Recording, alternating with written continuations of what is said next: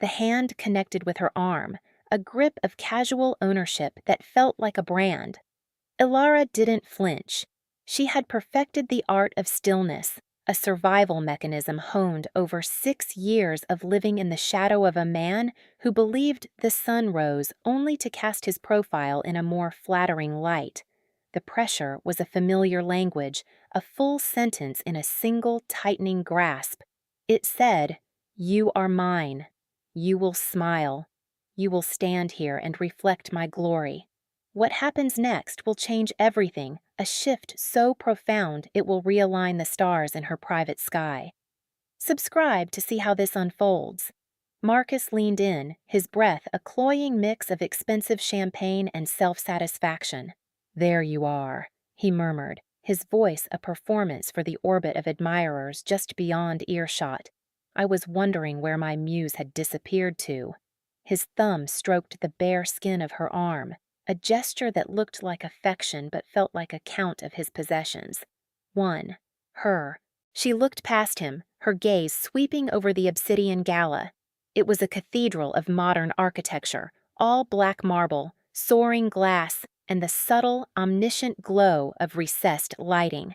The air hummed with the electric current of power, of money so old it was silent, and money so new it had to shout. Every person in this room was a player, a titan, a name that could move markets or build cities, and they were all here to celebrate the Vesper Tower, the building that had sprung fully formed from her mind, her soul onto countless late-night sketches, only to be claimed by the man currently bruising her bicep. Her dress was emerald silk, a column of liquid color that she had chosen as a small, silent act of rebellion.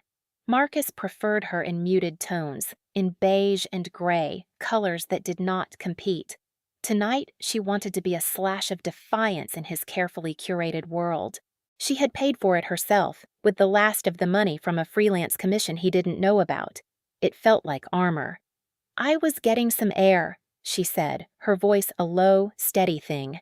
She did not raise it. She did not pull away. To struggle was to create a scene, and a scene was a stage, and Marcus was always the hero of any stage he stood upon. She had learned that lesson in bruises and tears, long before she had learned to swallow them both and simply endure. He smiled, a flash of white teeth that never reached his cold, calculating eyes. "Air. Darling, the air in here is worth $1,000 a breath. Don't waste it outside."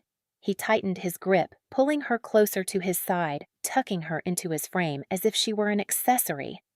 "Mr. Sterling wants to meet the woman who inspires such genius." The word genius was aimed at himself, a self-congratulatory arrow shot over her head. She could feel the vibration of his ego, a physical force. He was working from an old file, a version of her that had existed 3 days ago before she had packed 2 bags, hired a moving service for her drafting table and books, and left the cold, minimalist penthouse that had been her beautiful prison. He did not know she was gone. He had been so consumed with this gala, his crowning achievement, that he hadn't noticed the gaping hole in his life. He had not updated the file. He was working from a version of her that had never been accurate and was now functionally extinct.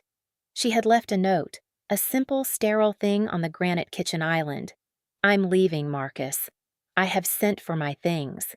She imagined he hadn't seen it, or if he had, he'd processed it as a joke, a woman's momentary whim to be ignored until it passed.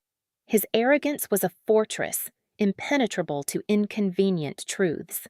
"Marcus," she said, the single word a shard of ice in the warm, buzzing room. "Let go of my arm." His smile faltered for a microsecond, a flicker of confusion. This was not in the script. The script was her smiling, nodding, playing the part of the adoring, supportive partner. "Don't be difficult, Ilara. Not tonight." The whisper was a threat, soft as silk, strong as steel. She turned her head slowly, meeting his eyes for the first time. She let him see the calm, quiet emptiness in her own. The space where fear used to live was now a vacant lot, swept clean. There was nothing left for him to leverage. "I am not being difficult," she stated, each word precise, measured. "I am telling you to take your hand off me." That was when the atmosphere in their small corner of the universe shifted. It wasn't a loud change. It was the kind of silence that doesn't echo, the kind that settles. A weight. The cheerful hum of conversation around them seemed to dip, the clinking of glasses to pause. It was as if a black hole had opened a few feet away, bending light and sound toward it. Marcus felt it too. He looked over his shoulder, annoyed at the interruption, ready to dismiss whoever had dared to intrude on his moment. His face, flushed with victory and champagne, went slack. The blood drained from it, leaving a pasty, mottled canvas of shock. Ilara followed his gaze. A man stood there. He was not remarkable in his size or his posture, yet he commanded the space around him with an absolute gravitational pull. He was dressed in a charcoal suit so perfectly tailored it seemed to be an extension of his own form. His hair was dark, his features were sharp, but it was his stillness that was so profound. He was not performing, he was not posing, he was simply present. And his presence was enough to bring this entire room of titans to a dead, silent halt. He held a glass of what looked like water, the ice clinking softly as he made a minute gesture. His eyes, the color of a winter storm over the ocean, were fixed not on Marcus, but on the point of contact where Marcus's fingers dug into Ilara's arm. "You seem to have something that doesn't belong to you," the man said. His voice was not loud, but it cut through the silence with the clarity of a surgeon's scalpel. It was low, calm, and held a resonance of deep, structural power, the kind of power that didn't need to be announced. Marcus's hand flew from her arm as if it had been burned. He sputtered, trying to reassemble his persona of confident charm. "Julian, Mr. Thorne. This is my partner, Ilara." The man, Julian Thorne, finally lifted his gaze to meet Marcus's. He did not smile. He did not acknowledge the introduction. "Your hand was on her arm," he stated. It was not an accusation. It was a simple, damning declaration of fact. "It was a misunderstanding," Marcus stammered, his swagger collapsing into a puddle at his feet. He was a performer whose audience had suddenly vanished, leaving him alone on a bare stage under a single harsh light. Julian Thorne took one, unhurried step forward. He did not rush. He was not performing. Every motion was economical, precise. He stopped in front of Ilara, his body creating a subtle shield between her and Marcus. He looked at her, truly looked at her, and for the first time all night, for the first time in years, she felt seen. Not as an accessory, not as a muse, not as a possession, but as a person. His eyes held a flicker of something she couldn't name. Recognition. "Are you all right?" he asked her, his voice softer now, intended only for her. She nodded, her throat suddenly tight. The single, simple question was more disarming than all of Marcus's cruelty. It was a question no one had asked her in a very long time. Julian gave a nearly imperceptible nod, then his gaze shifted back to Marcus, who was visibly sweating under the weight of that silent attention.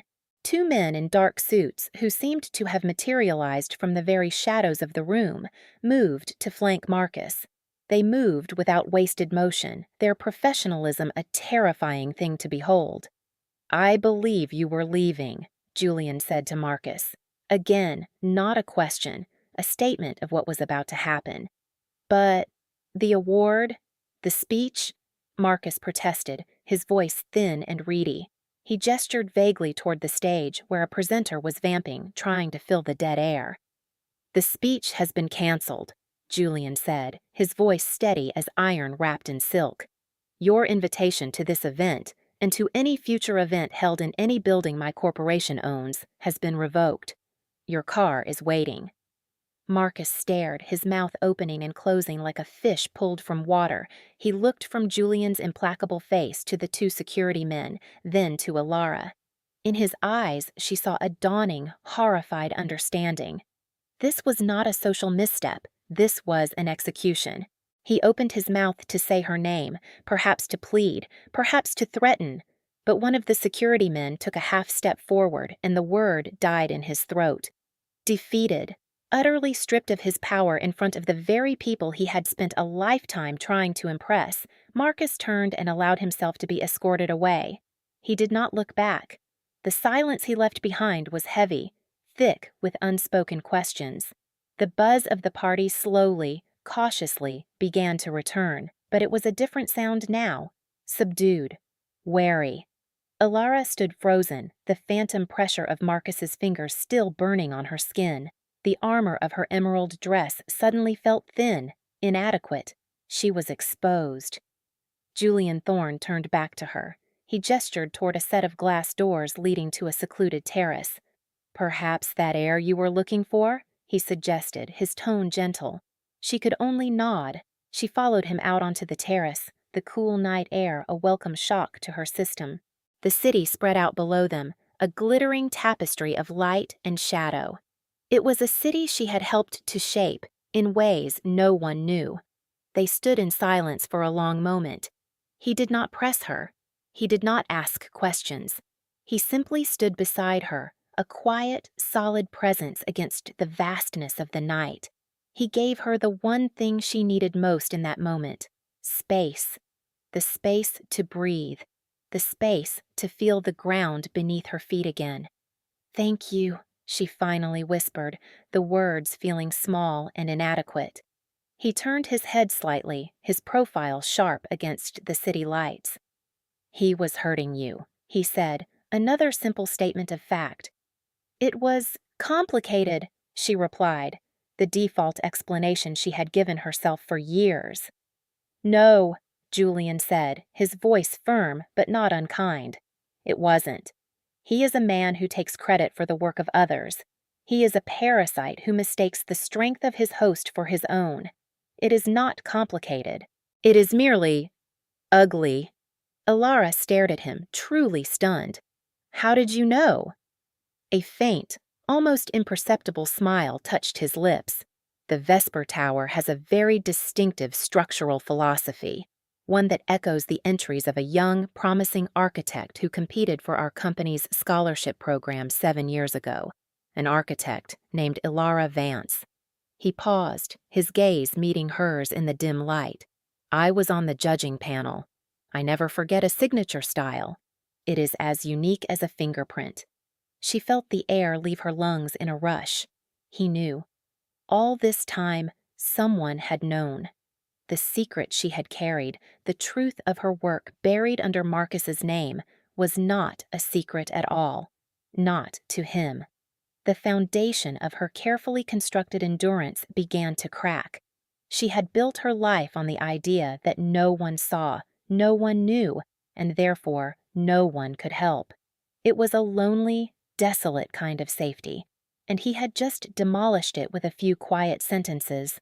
He reached into his suit jacket and pulled out a sleek, dark phone. With a few taps, he held it out to her.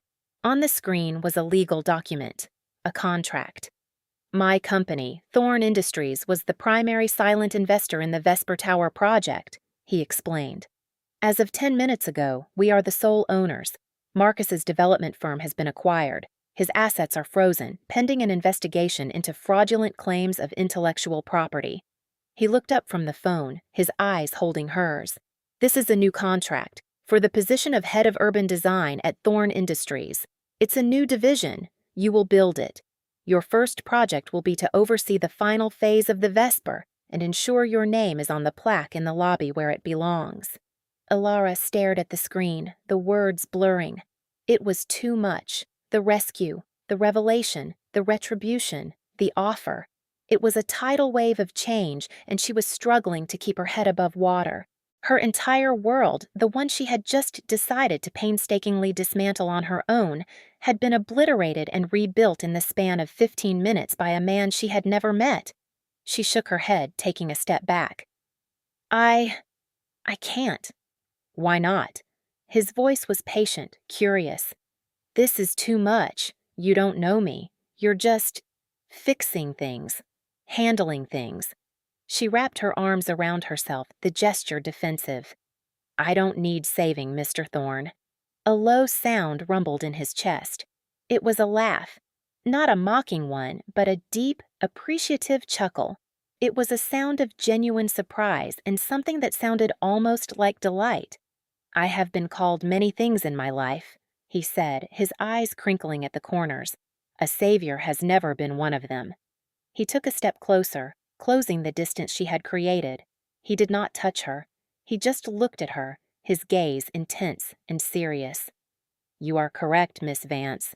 You do not need saving. A woman who could design that tower and survive that man is a fortress unto herself." He gestured back toward the glittering city. What a fortress needs is not a savior. It needs an ally. It needs resources. It needs its rightful place on the map. He lowered the phone. "I am not offering you a rescue. I am offering you an arsenal. The work is still yours to do. I am simply clearing the battlefield." She searched his face, looking for the angle, the catch, the price tag that was always, always attached. With Marcus, the price had been her name, her spirit, her voice. What would this man ask for? As if reading her mind, he said, "There are no hidden clauses, Alara. My company values talent. We protect our assets. I have wanted to hire the architect of the Vesper Tower for a very long time. I am merely pleased to find that she is finally available." A car, a long black sedan with tinted windows, pulled up silently to the curb below the terrace. A driver got out and stood by the rear door, patient and still. "I have a suite for you at the Argent Hotel," Julian said. "It's yours for as long as you need it. Your things, the ones from your apartment, have already been moved there. My assistant is very efficient." Her head spun. Her things. He knew she had left. He knew where she lived. He had known everything. He had not been a random guest at the gala. He had come there for a reason. He had come there for her. "You planned all of this," she breathed, the realization dawning. "I planned to make you an offer," he corrected gently. Marcus's enthusiasm merely accelerated the timeline. He offered his hand palm up. It was not a command. It was an invitation. "The choice is yours. You can walk away and I will still ensure your name is put on that building. Or you can come with me and we can put your name on the whole skyline." Alara looked at his outstretched hand. It was a strong hand, steady and unadorned. It was not the hand of a man who needed to grip and hold and own. It was the hand of a man who built things. For 6 years, she had been drowning in silence. Now, a man was offering her a way to turn that silence into a symphony of steel and glass. She had told him she didn't need saving, and he had laughed because he knew she was right. He wasn't saving her. He was commissioning her. He was validating her. He was handing her the tools she had been denied for so long. She thought about the cold, empty penthouse. She thought about the lonely note on the counter. She thought about the long, difficult road she had imagined for herself, fighting for scraps, for a sliver of credit. And then she looked at the man in front of her, who saw her not as a damsel, but as an architect. If you believe Alara deserves this chance to reclaim her life and her work, drop a heart in the comments below. Let us know you are standing with her. And please, take a moment to hit that like button. It tells us you are invested in her journey, a journey that is only just beginning. Slowly, deliberately, she placed her hand in his. His skin was warm, his grip firm but gentle. It was not a grip of possession. It was a grip of partnership. "All right, Mr. Thorne," she said, her voice finding its strength again. "Let's go build a skyline." The drive to the Argent Hotel was a silent, gliding journey through the city's glittering veins. Alara sat beside Julian Thorne in the cavernous back seat of the sedan, the scent of clean leather and his subtle, crisp cologne filling the space. She did not feel the jittery fear that had been her constant companion in cars with Marcus, a coiled tension that always anticipated a sudden swerve, a slammed brake, a verbal jab disguised as a driving critique. Here, there was only a sense of profound, unnerving calm. The car moved through traffic with an unhurried grace, as if the city itself was parting to let them pass. Julian did not speak. He did not fill the silence with meaningless chatter or probing questions. He simply stared out his window, his expression thoughtful, giving her the courtesy of her own thoughts. It was a form of respect she was so unused to that it felt like a luxury. She watched the reflection of her own face in the tinted glass, a stranger in an emerald dress. The woman who had walked into that gala was not the same one sitting in this car. The gala had been meant as an ending, a final, painful severing. She had intended to witness Marcus's triumph, to absorb that last ounce of humiliation as fuel for her new, independent life. She had prepared for a war of attrition. She had not prepared for an unconditional surrender from the opposing side, orchestrated by a king from a neighboring land. The Argent was not merely a hotel, it was a landmark. A sleek silver needle piercing the clouds, a building she had studied and admired for its daring engineering and quiet elegance. Of course, he owned this too. The thought was not intimidating, but clarifying. Julian Thorne did not operate within the world. He was a man who created the world in which others operated. They were not required to pass through the lobby. The car slipped into a private underground entrance, leading to a silent, marble-lined elevator that opened directly into a suite on one of the highest floors. The doors slid open to reveal a space that was less a hotel room and more a sprawling apartment in the sky. Floor-to-ceiling windows wrapped around the living area, offering a panoramic, godlike view of the city she had just driven through. Her things were there. Not just the 2 bags she had packed, but everything. Her drafting table was set up by the widest window, its familiar scarred wooden surface a comforting anchor in this sea of opulence. Her books were neatly arranged on built-in shelves. Even the small chipped ceramic mug she used for her pens was sitting in its rightful place. An assistant, a woman with a calm demeanor and an almost invisible efficiency, had clearly been at work. This wasn't just a relocation, it was a transplant. Her life had been carefully, professionally moved from one container to another. "My assistant Maria took the liberty of unpacking," Julian said from behind her. "If anything is not to your liking, she can have it rearranged." "It's—" she started, but the word perfect felt too simple. It was disconcertingly right. It was as if someone had looked into her mind and built her a sanctuary. "It's fine." He walked over to a small, impeccably stocked kitchen area and retrieved a bottle of water from the refrigerator. He opened it and handed it to her. His movements were always so deliberate, so devoid of wasted energy. "The contract is on the table," he said, nodding toward a thick leather portfolio on the polished wood dining table. "Read it. Have a lawyer review it. I can provide a list of the city's best if you don't have one." She took a sip of water, the cold liquid a shock to her system. "You expect me to have a lawyer on retainer?"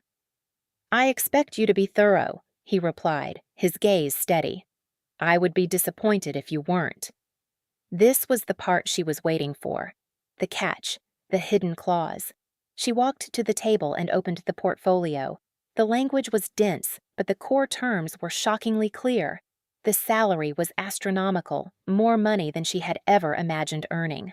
The title was real. Executive Vice President, Head of Urban Design.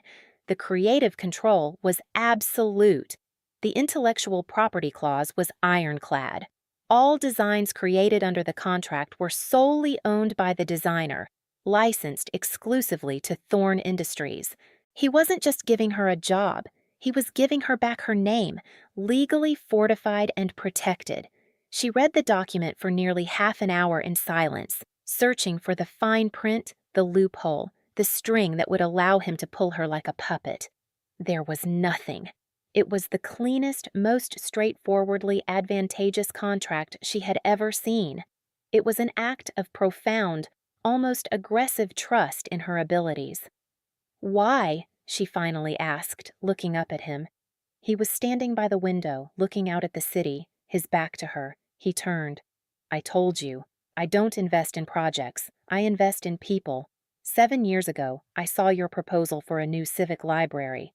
It was bold, humane, and structurally brilliant. It didn't win. It was deemed too ambitious by a board of men who preferred beige boxes. I remembered your name. He paused. When Marcus Kane's initial designs for the Vesper project came across my desk, they were uninspired, beige boxes. Then, 6 months later, new schematics were submitted. They were ambitious. They were brilliant. They had your signature all over them. I approved the funding that day. The story was so simple, so logical. He had not been watching her. He had been watching her work. The distinction was critical. He was not a stalker in the shadows. He was a patron who had been waiting for the artist to be free. "So you knew," she said quietly. "You knew he was taking credit for my work all this time." "I knew the work was yours," he corrected. "I did not know the specifics of your arrangement. I do not meddle in the personal lives of my business partners, not until their personal lives spill into a public forum and they place their hands on one of my future employees." There was a cold, hard edge to that last phrase that sent a shiver down her spine. The calm was a choice. Beneath it lay something far more formidable. "What will happen to him?" she asked, a part of her needing to know. "Professionally," Julian began, ticking the points off on his fingers with clinical detachment. "His firm is now a defunct subsidiary of my company. His lines of credit have been absorbed. His contracts are nullified. Any assets he thought he had are leveraged against debts he didn't realize he owed to holding companies that I own. In short, he is ruined." The totality of it was breathtaking. It was not a battle. It was an erasure. "Personally," he continued, his voice dropping slightly, "he committed assault tonight. There were dozens of witnesses. There is also the matter of felony fraud regarding the intellectual property for a project valued at $900 million. He will be occupied with legal matters for the foreseeable future." She sank into one of the dining chairs, the weight of her freedom suddenly immense. It was done. A struggle she thought would take years of her life, fighting in court, fighting for her reputation, was simply over. "You should get some rest," Julian said, his tone softening again. "We can discuss the contract in the morning. I'll send a car for you at 9, or later, if you prefer." He was leaving. He had delivered her from her prison, armed her for the future, and was now simply going to leave her in peace. There was no demand for gratitude, no expectation of payment in any form. It was a clean transaction. "Wait," she said as he reached the door. He paused, his hand on the handle, and turned to look at her. "I don't leave because things become complicated," she said, the words coming out in a rush, a piece of her own philosophy she felt he needed to hear. "I left because it was no longer complicated. It was simple. It was wrong. And I was done." He held her gaze for a long moment, a flicker of deep respect in his eyes. "I know," he said, and she knew, with a certainty that settled deep in her bones, that he did. He understood the difference. He had not seen a victim who needed rescuing. He had seen a woman who had finally, definitively, made a choice. Then he was gone, the elevator doors closing with a soft hiss, leaving her alone in the magnificent, silent suite. She walked over to her drafting table, the smooth, worn wood cool beneath her fingertips. She looked out at the city, at the thousands of points of light, each one a window into another life. For the first time, she did not feel like a ghost haunting its edges. She felt like she was at its center. She slept that night, a deep, dreamless sleep that was a stranger to her. She woke to the morning sun streaming through the vast windows, the city laid out before her like a promise. There was no knot of dread in her stomach. There was no need to tiptoe, to moderate her breathing, to make herself small. There was only light and space and a quiet hum of possibility. At precisely 9 a.m., her private elevator chimed. It was not a car, but Julian himself. He was dressed in another immaculate suit, this one a deep navy blue, and held 2 coffee cups. "I thought we could work here this morning if that's amenable," he said. "Give you a chance to settle in." He handed her a cup. It was exactly how she took it. Black, 2 sugars. She hadn't told him that. She hadn't told anyone. It was something Marcus had always gotten wrong, always adding cream, a small, persistent reminder that he never truly listened. "How did you know?" she asked, her voice a little rough from sleep. I own a significant share in the coffee company, he said with a wry quirk of his lips. Their data analytics on customer preferences are remarkably detailed. Maria cross-referenced your usual order from the cafe near your old apartment. The explanation was so bizarrely corporate, so utterly devoid of sentiment that she had to laugh. It was the first real, unburdened laugh she had uttered in years. The sound surprised her. "Of course you did," she said, shaking her head. They sat at the dining table, the signed contract lying between them like a treaty. She had signed it before he arrived, with a pen from her own chipped mug. It was a reclamation. "So," she began, feeling a surge of professional energy she hadn't felt in years, "about the Vesper. The cladding on the west face is underperforming in thermal simulations. I have a new composite material I want to propose. And the public plaza needs a complete redesign. Marcus's version is a sterile corporate wasteland. It needs green space, a water feature, something human." He listened. He did not interrupt. He did not offer his own opinions. He simply listened, his focus entirely on her, his sharp intelligence absorbing every word. When she finished, he nodded slowly. "Draw it up," he said. "Give me a budget. The plaza is yours to create. The building is yours to perfect." And just like that, they began to work. The days that followed settled into a new, quiet rhythm. Julian was a constant but unobtrusive presence. He worked from the suite as often as his own office, taking meetings in a separate study while she spread blueprints and sketches across the vast living room floor. They ate most of their meals together, sometimes in silence, sometimes discussing material tensile strengths or zoning variances. It was not a romance. It was a partnership, a meeting of two minds that operated on a similar frequency. He was drawn to her vision, her fierce dedication to her craft. She was drawn to his stillness, the way he could command an empire with a handful of quiet words, the deep well of respect he showed her as a professional. He never once complimented her appearance, but he would spend an hour debating the merits of a specific type of load-bearing steel she proposed. To Alara, that was infinitely more seductive. She began to see the man behind the corporate machine. She saw the dry wit that surfaced in wry, understated comments. She saw the genuine pleasure he took in a perfectly solved logistical problem. One evening, an elderly woman appeared at the door, brought up by the private elevator. She had sharp, intelligent eyes that were an exact replica of Julian's. "So, you're the architect," the woman said, her voice raspy but warm. She looked Alara up and down, not with judgment, but with frank appraisal. "Good. He needs someone who builds things. I was getting tired of all the ones who only knew how to acquire them." This was Julian's mother, a formidable matriarch who apparently showed up unannounced whenever she pleased. She called her son Jules, teased him mercilessly about his boring suits, and treated Alara with an immediate, uncomplicated warmth. She looked at the drawings for the new plaza and declared, "It needs more benches for old women to gossip on. And a place for dogs. People like dogs." Alara found herself sketching in benches and a small, fenced-in dog run, smiling as she did. She was building a life here, not just a career. A quiet, steady, peaceful life. The peace was shattered a month later. A courier delivered a thick legal envelope to the hotel. It was from Marcus. He was suing her for breach of contract, for theft of intellectual property, for defamation. It was a work of pure fiction, a desperate, pathetic attempt to claw back some semblance of control.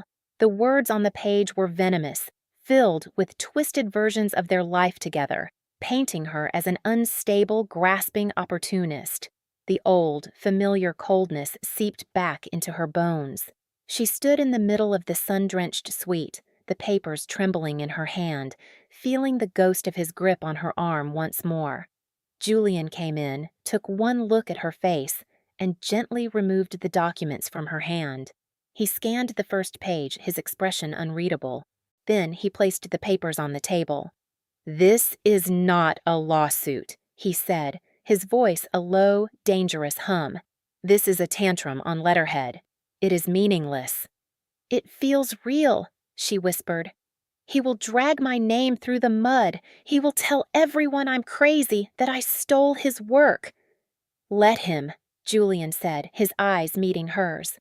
They were not calm now. They were blazing with a cold fire.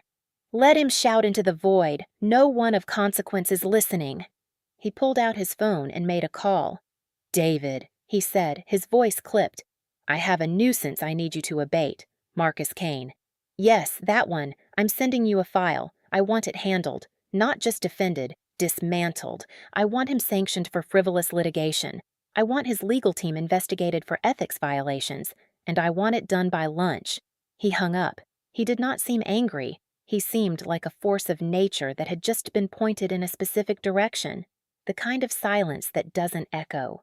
The kind that consumes. He has made a fatal miscalculation, Julian said, turning back to her. He believes this is still a fight between you and him. He has forgotten that he is no longer fighting a lone architect.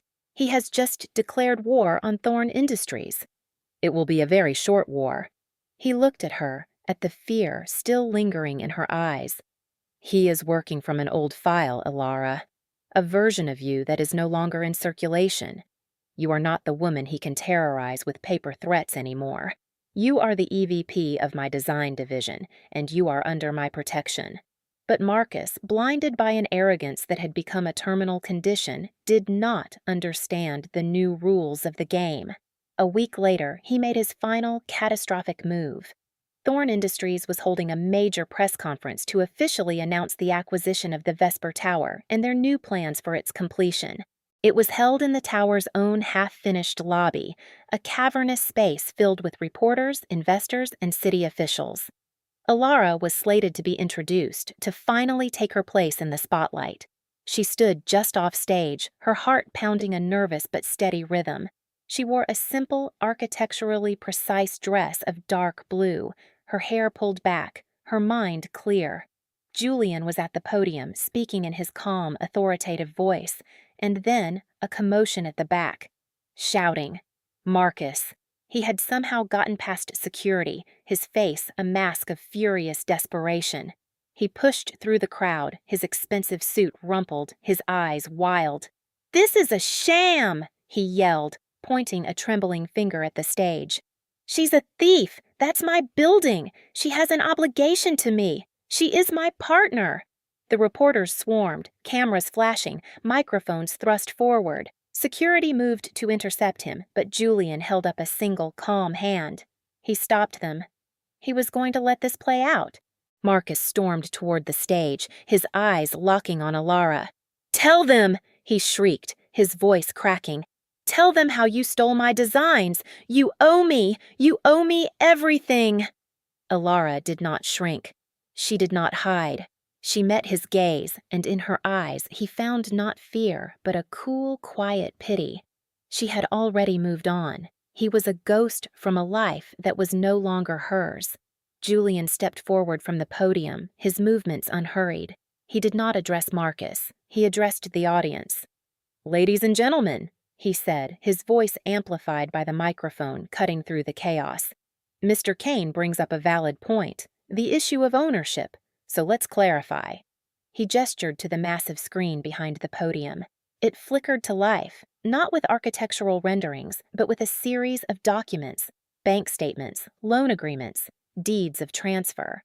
"As of this morning," Julian announced, his voice a cool river of facts, "Thorn Industries has acquired the entirety of Marcus Kane's personal and commercial debt from 3 major financial institutions.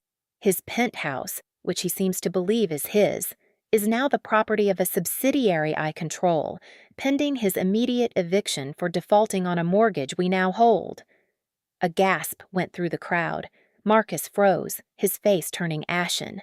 "His investment portfolio," Julian continued as a new set of charts appeared on the screen, "was heavily leveraged in tech stocks that, due to a market shift my analysts precipitated yesterday, are now worthless. The cars, the art, the pretense of wealth, it was all built on a foundation of debt. And I, now, am his sole creditor." Julian took a step toward the edge of the stage, looking down at the shell-shocked man who had, an hour ago, still believed he was a king. You don't have an obligation from her, Marcus. You have an obligation to me. And you have nothing left to pay it with. He wasn't finished. And as for the matter of intellectual property, Julian said, his voice dropping to a dangerously quiet level, we have sworn affidavits from 3 of your former junior designers, confirming that they witnessed you taking Miss Vance's sketches and tracing them into the firm's software under your own name. We have the metadata from the original files. We have everything. The screen changed one last time, showing a high-resolution scan of a single document. It was a formal criminal complaint, filed that morning with the district attorney's office. Fraud, forgery, grand larceny. Marcus Kane made a sound, a choked, guttural noise of absolute despair. His world had not just collapsed, it had been meticulously, systematically, and publicly unraveled down to the last thread. He dropped to his knees in the middle of the marble lobby, his body shaking, his face buried in his hands. He began to sob, not quiet tears, but wrenching, ugly, broken sobs of a man who had lost everything because he fundamentally misunderstood who he was dealing with. He had not updated the file. He was working from a version of her that had never been accurate and a version of the world that had just ceased to exist. Security finally moved in, gently but firmly lifting the weeping man to his feet and guiding him away, not as a threat, but as a pathetic, broken thing to be cleared from the floor. A profound silence fell over the lobby. Julian turned back to the audience, his expression as calm as if he had just been discussing the weather. He walked over to where Elara stood, her face pale but her posture erect. He extended a hand to her, leading her to the podium. Now, he said into the microphone, his voice resonating with quiet power, allow me to introduce the person who should have been standing here from the very beginning. The woman who has been the most capable person in every room she has ever been in. The architect of the Vesper Tower and the future of this city's skyline. Elara Vance. He stepped back, giving her the stage. He gave her the light. The applause started slowly, then grew into a thunderous, rolling ovation. She looked out at the sea of faces, at the flashing cameras, and she did not feel fear. She felt placed, correctly placed. She gripped the sides of the podium, the smooth wood cool beneath her hands. She opened her mouth and began to speak, not about Marcus, not about the past, but about the future.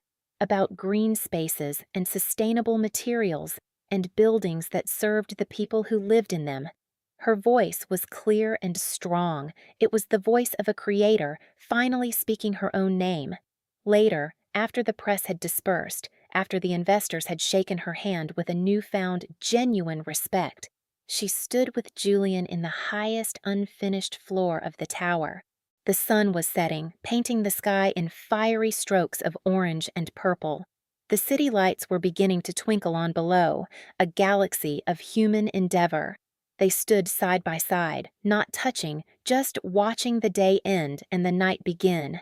The weight that she had carried for 6 years, the heavy cloak of silence and endurance, had finally been lifted. She felt light enough to float. You were right, she said softly, her voice carrying in the quiet, cavernous space. He turned to look at her, a question in his eyes.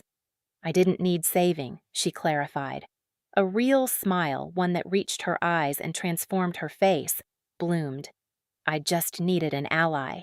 He returned the smile, a rare, genuine expression of warmth that made him look younger, less like a sovereign and more like a man. And you, Elara Vance, needed a battlefield worthy of your talents. He gestured to the city sprawling at their feet.